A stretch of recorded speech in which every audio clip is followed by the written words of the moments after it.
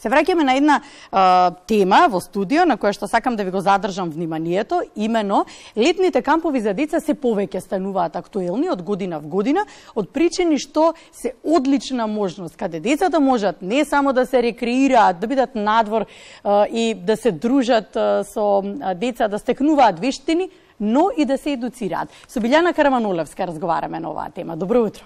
Добро утро, Јована. Долги години имате искуство на оваа тема и од тие причини сте наш гостин денеска. Да зборуваме за летните кампови, затоа што некако од година в година се повеќе стануваат актуелни. Што стекнуваат децата на тие летни кампови? Што прават таму? Така, значи, добро утро до сите гледачи на македонската телевизија. Благодарам најпрво за поканата да бидам гостин во оваа утринска емисија.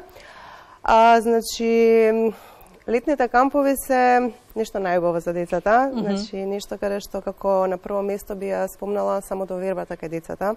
Да. Значи основно нешто кое што го стекнуваат не само нели во овие летни кампови, во текот нели на престојот што го имаат, градење на самодоверба. Значи децата стануваат самостојни, каде што самостојно учат како треба да функционираат, тимски, како значи треба да функционираат во група, како да играат заеднички. Комуникација, нешто што во последно време го нема кај децата, посебно со нели користењето на мобилни телефони, таблети и слично.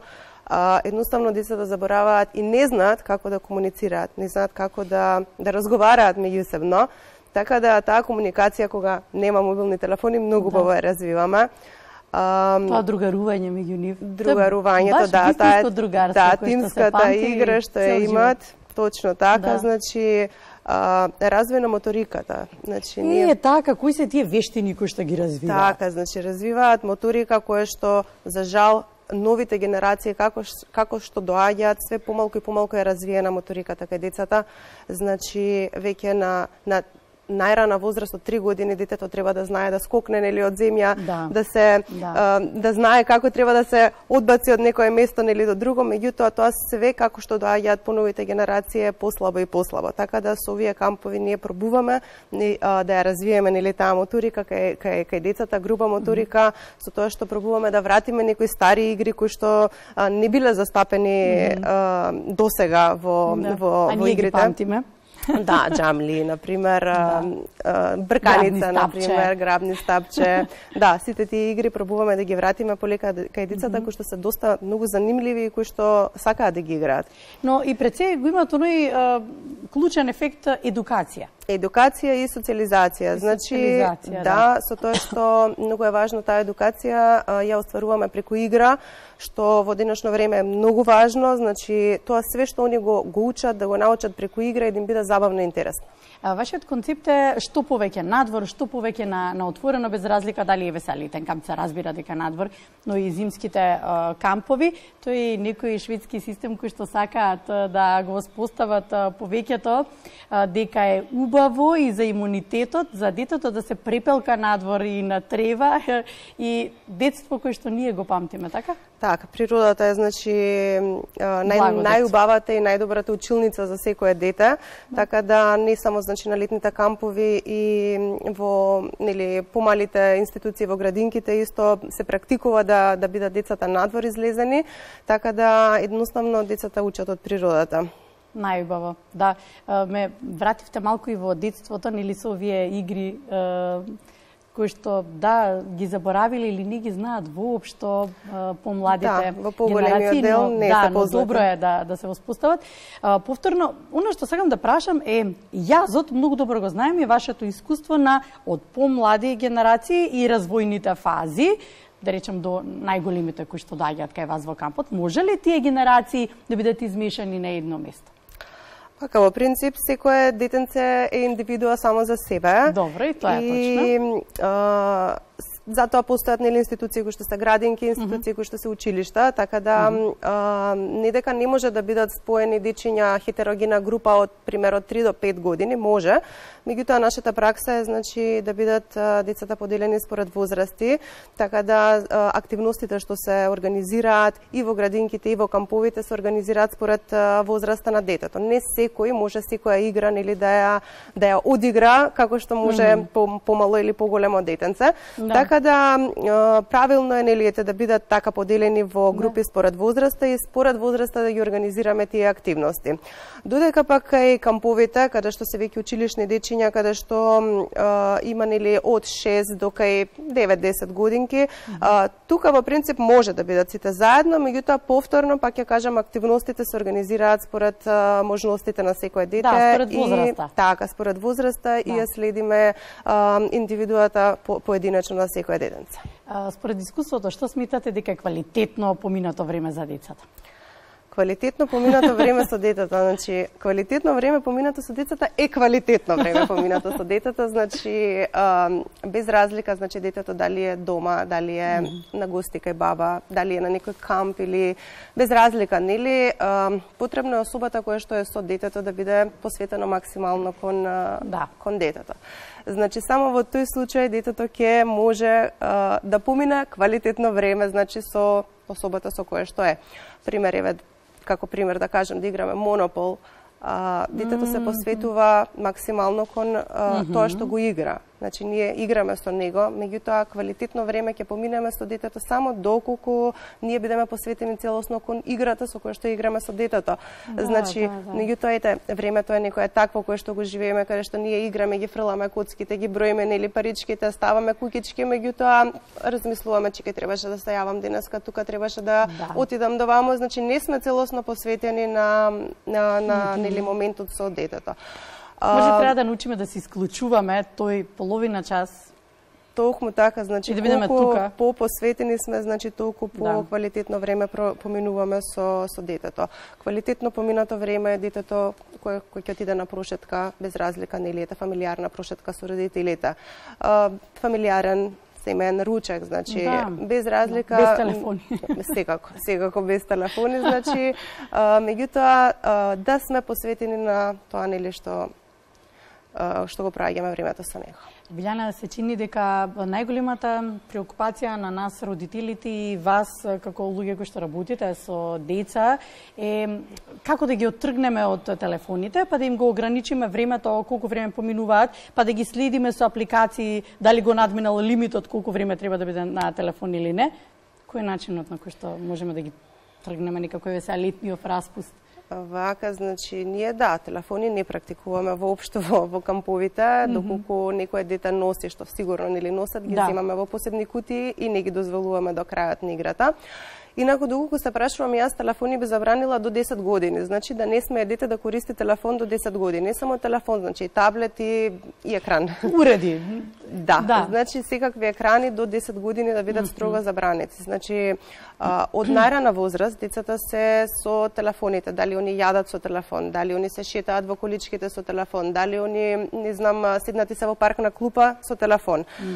Значи сите тие работи доведуваат до нарешување на мозочните функции кај децата и едноставно треба да бидат комплетно и строго забранети, ако се прашувам нели јас. Децата едноставно, посебно овие што се на 7, 8, 9 години, добиваат зависност од телефонијата и од телефоните, каде што едноставно, како што кажав претходно, не знаат да комуницираат меѓу себе, не знаат да разговараат. Да си прераскажат нешто? Не знаат ниту да си прераскажат, они знаат да разговараат околу играта, што се случило во играта, сега актуелно TikTok, Snapchat и едноставно не знаат да осварат некоја друга комуникација и разговор. Така да телефоните треба да бидат сведени на, според мене, на нула, меѓутоа ете бидејќи веќе тоа нели е тренд, значи да бидат на минимум, што помалку да се користат и децата да се остават да бидат деца. Најважното на што стремиме. За сигурно што сакате да го реализирате, сите планови што ги имате и активности за летниот камп. Дали се тоа прошетки, дали се тоа посета на некои локалитети и така натаму, колку е важен кадарот и колку е важен човекот кој што е едукаторот, кој што ги води. Така, кадарот е најважен. Значи, нели имаме идеја, имаме реализација. Така да може да имаме ние било каква идеја, меѓутоа реализацијата е онаа која што треба нели да се оствари. Покрај она што нели се основни значења за кадарот во смисла образование, лиценција и слично, значи пак ќе се сведеме моментот посветено, значи кадарот мора да биде максимално посветен на работата и максимално посветен кон секое дете поединачно. Значи, за среќа, нашите кампови се организирани со мал број на деца, а многу кадар и отприлика на некои 8 дечиња има еден наставник со нив, кој што може буквално да им се посвети индивидуално на секое дете. Така да, одговорот е, нели, кадарот е оној што го прави кампот, кадарот е оној кој што е со децата, кадарот е оној кој што им прави да им биде забавно на децата. И ќе се согласите дека нели едукаторот, кои се тие квалификации кои што треба да ги поседува за да биде добар аниматор, дека тој треба да биде дете. Во кожата на дете. Така е, да, па знаете како, ако не е дете или ако нема љубов кон тоа што го работи, едноставно не може да се работи таа работа. Значи не може секој да работи со деца. Значи љубовта е, како да кажам, број еден кој што го поттикнува лицето да може да работи со деца. Да. Децата се цела филозофија која што ја учиме постојано ние како возрастни и која што понатаму треба да ја водиме. Да, најважното ништо за да може да се посвети на работата. Ќе се навратиме на летните кампови. 3 месеци, па не цели 3 месеци, еве, доволен период ли се за да се подготви детето за да влезе после тоа во училиште? Со оглед на тоа, дека имаме еден период во кој што наголемо се зборува за булингот, наголемо се зборува за нетрпение помеѓу деца. Се зборува за тоа дека некои дечиња се потиснуваат во себе, не се охрабруваат. А зборувавме претходно за вештините кои што ги развиваат преку социјализацијата со деца. Да, значи булингот точно така е многу застапен, посебно во поголемите оделенија, значи. Ама го има уште од градинките? Па може да се забележи. Може би, да, го има, не дека го нема, меѓутоа тоа се дечиња каде што може веќе да се контролираат и каде што може нели да се разговара и со децата и со родителите, каде што има некоја контрола, да кажам, нели во градинка. Горе-долу, да. Да, меѓутоа веќе од трето оделение, четврто, може би веќе почнува поинтензивен тој булинг кај децата. Во камповите тоа го нема, значи го нема од причина што од една страна го контролираме бидејќи сме постојано со децата. Од друга страна, значи немаат простор за какви патики носиш, нели не ти е најк блузата или слично. Значи немаат простор за нешто такво, така да не се соочуваме со таков проблем, што сум многу среќна и што е многу добро. Децата кога ќе тргнат на училиште, да, сакаат уште да останат на кампот, се уште им треба, значи, игра. Доколку се прашувам, јас до 6-то оделение би ставила само 3 основни предмети, музичко, физичко и ликовно, и ништо повеќе од тоа, значи каде што децата ќе учат буквално преку игра и кога ќе стигнат веќе во 6-то оделение ќе бидат они мисловно подготвени за да може нели да се соочат со сите останати предмети понатаму. Тоа е тоа што кажавте претходно, дека природата најголемиот учител? Така е, да, значи колку се повеќе во природа, толку повеќе осознаваат и ги осознаваат работите и навистина учат, значи навистина ги се едуцираат од се она што ги обкружува и што се случува околу нив. Таа е таа сплотеност која што се случува на тие летни кампови и она што не го кажавте, ама сакам да го издвоиме како многу значено и важно, дека се осамостолуваат. Се осамостојуваат, да, тоа што на почетокот нели го спомнавме, се осамостојуваат, кое што исто можам сакам да напоменам, значи ова се кампови кои што се тука во Скопје, значи со тоа што правилен камп е камп кој што е надвор од Скопје, кој што дечињата не се нели земање враќање и тука со родителите. Сакам да дадам еден апел до родителите, значи веќе од 3 годишна возраст детето мора да се осамостои, да биде одделено од родителите макар на ден-два, дали било кај баба, тетка, сестра, неважно, значи каде што тоа ќе научи како да биде само, како да не биде нели постојано со родителот. Ние правиме и такви кампови кои што се надвор од Скопје, дали е Охрид, дали е Грција, еве сега моментално одиме Сивири во Грција. каде што децата ќе бидат веќе 8 дена самостојни, сами, без родители, каде што носиме и дечиња од 3 годишна возраст и дечиња нели во неколку групи се формирани до 10 годишна возраст, кое што е Кои се тие придобивки после тоа од осамостојувањето? Доаѓаат како велиме детето ми порасна за еден ден, тоа е тоа. Така, да. Но имаме и ситуации каде што баш затоа и нели апелирам, каде што дете на 7, 8, 9 години не било никогаш одделено од родителот и кога ќе дојде на пример вечерта нели пред спиење почнува да плаче, јас морам да си одам, мене мама мора да ме земе и родителот веднаш нели почна пали кола и доаѓа, меѓутоа тоа се работи кои што не треба нели да се случуваат и затоа велам што од најрана возраст. Тоа е контраефект после тоа. Да, значи тоа е дете, ќе преспие, утре ден ќе му помине, повторно ќе биде со забава, со игра, со дружење, ќе заборави буквално, дури ќе му биде криво другиот ден зашто си отишла кога го земат. Но тоа се некои работи кои што се учат, да кажам, нели од најмала возраст, што 3 годишна возраст, каде што пак нели децата треба да бидат одделени од родителите, макар на неколку дена за да знаат како изгледа тоа да бидат сами.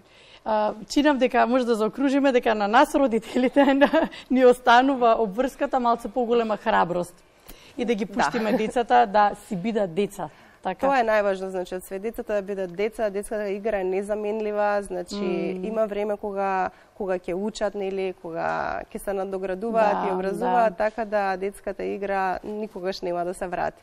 Така е. Билјана, благодарам. Благодарам за денешното гостување.